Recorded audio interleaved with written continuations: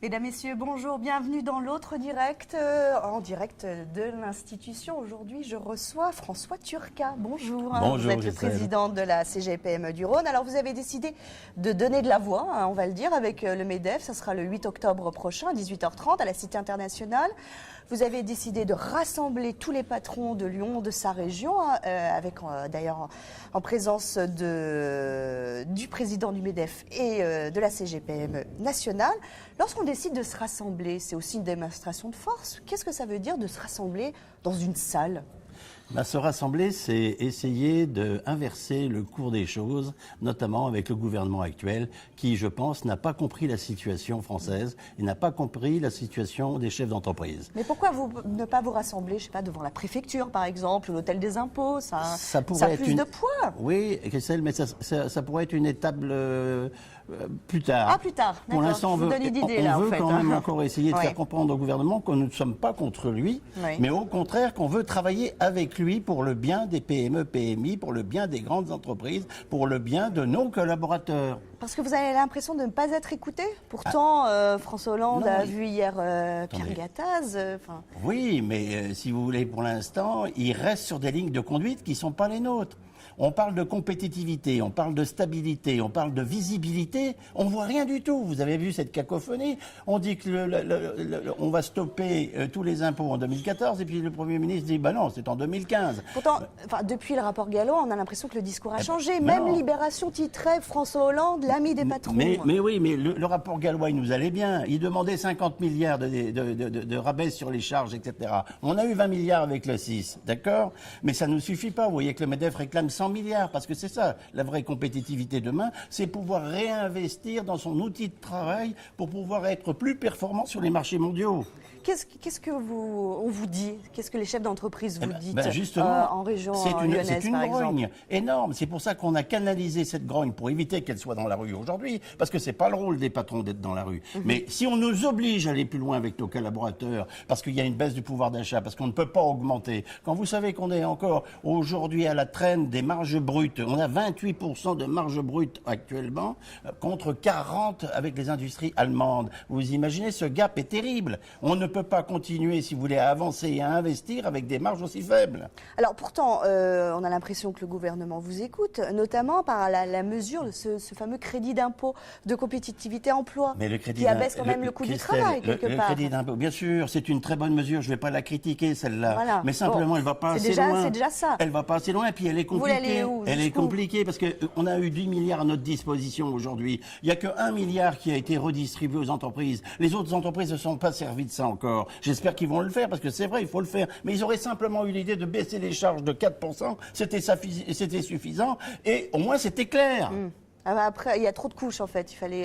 Bien sûr, il faut simplifier les choses. Vous redistribuez 4% de la masse salariale, c'est bien ça, sûr, qu'on puisse baisser nos charges. Qu'est-ce qu'on a besoin ? On a besoin qu'on nous baisse les charges et qu'on nous encourage à investir dans l'outil de travail. Voilà, ça c'est notre truc. On a besoin de visibilité et on a besoin de stabilité sur les 3 ans et demi qui restent à parcourir pour pouvoir investir, pour pouvoir créer des richesses et créer de l'emploi. Voilà notre souhait. Et on demande que ça, mais qu'on nous écoute. En ce moment, les entreprises sont en danger ?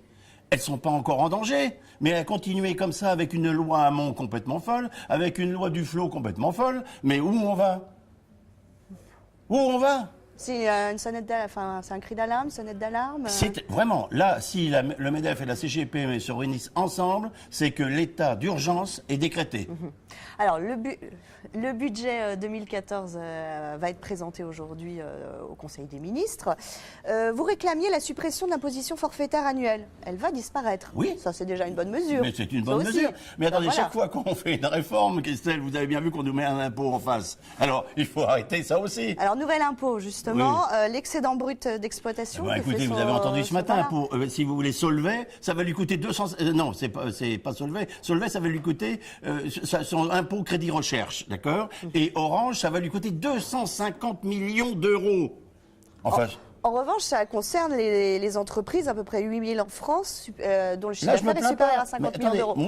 moi, vous plaignez non, pas, du je coup, me parce plains qu'il y a pas. 17 Mais 000 entreprises qui je ne suis sont quand pas- même solidaire de Ouais. ceux qui tirent le char aussi. C'est-à-dire que vous savez très bien qu'on est solidaire des grands groupes parce qu'on ne peut pas être contre eux dans des périodes pareilles. Il faut qu'on les encourage aussi à continuer à investir, à créer de l'emploi et non pas à casser de l'emploi. Donc il faut qu'on soit solidaire avec eux et qu'on trouve d'autres solutions plus intelligentes que de les taxer sur les taxes et encore des taxes.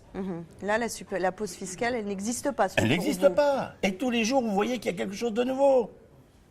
Et pour vous, ces grandes entreprises, c'est quoi? Ça tire la locomotive, en fait, c'est ça? Ben non, actuellement, ceux qui tirent la locomotive, Christophe, vous le savez, c'est les PME, PMI, c'est celles qui créent l'emploi, ce qui crée encore le peu de richesse, c'est pour ça qu'il ne faut pas nous étouffer, c'est pour ça qu'on a ce cri d'alarme et où on demande à tous les patrons de tous les syndicats, etc., de nous rejoindre, ainsi qu'avec les collaborateurs concernés par l'état d'esprit de leur entreprise pour sauver ce qui est encore sauvable. Le 8 octobre prochain, vous aurez qui comme patron? Qui a déjà répondu un peu? Je pense que l'avenue de M. Gattaz et l'avenue de Jean-François Aubeau vont déplacer les foules, notamment celle du MEDEF et celle de la CGPME, bien entendu. Donc tous les patrons seront là. Parce que c'est de l'intérêt général, c'est pas un intérêt particulier, c'est pas faire de la politique, c'est essayer de faire comprendre à ce gouvernement qu'ils font fausse route et qu'il faut relancer la compétitivité des entreprises par exemple, diminuer l'impôt sur les sociétés. C'est quoi votre solution à vous? Notre solution à nous, elle est très simple. D'abord pour le chômage. Enlever, si on fait pour le 1 million, vous savez, il y a 2 500 000 entreprises en France. Il y en a 1 million, il n'y a pas de personnel, d'accord?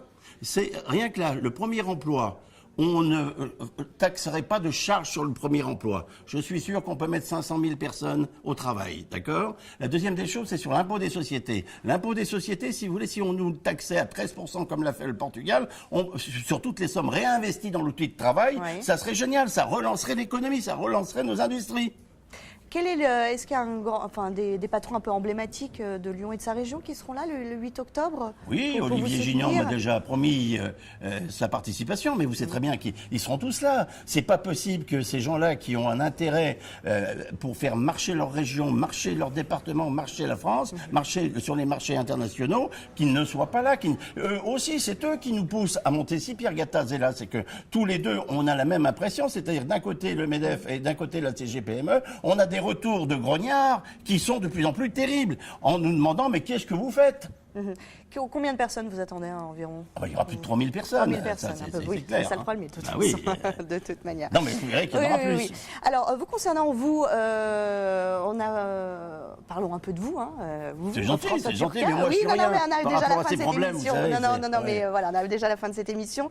Vous avez été engagé dans la campagne des municipales en 2008. Est-ce que vous allez tenter à nouveau l'expérience en 2014? Non, je me suis engagé en politique. À l'époque, c'était parce que mon ancien président, M. Lucien Rebuffel, m'avait demandé d'aller voir où élever l'impôt, qu'est-ce qu'on faisait de l'impôt.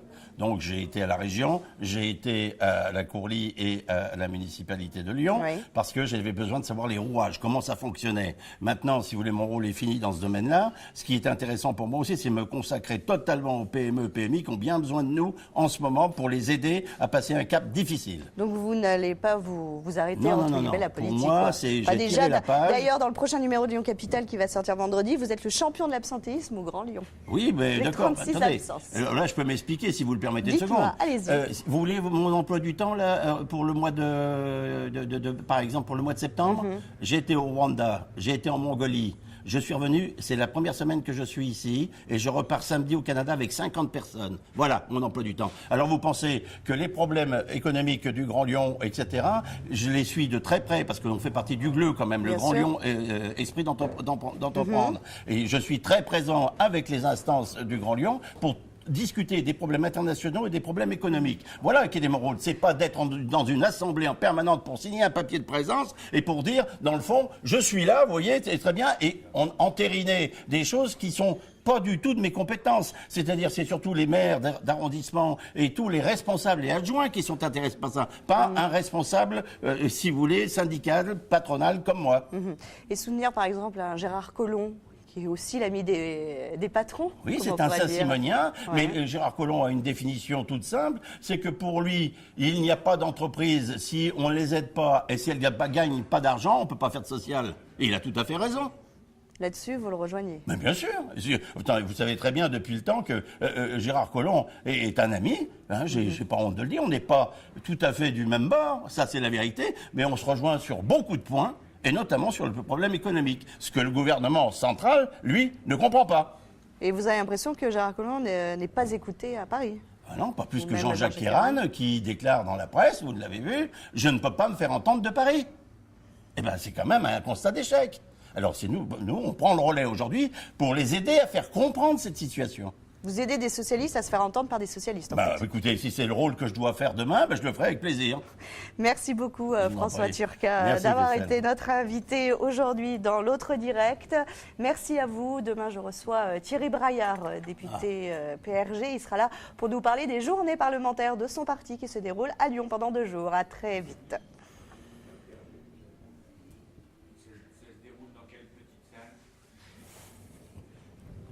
C'est mon cousin, absolument.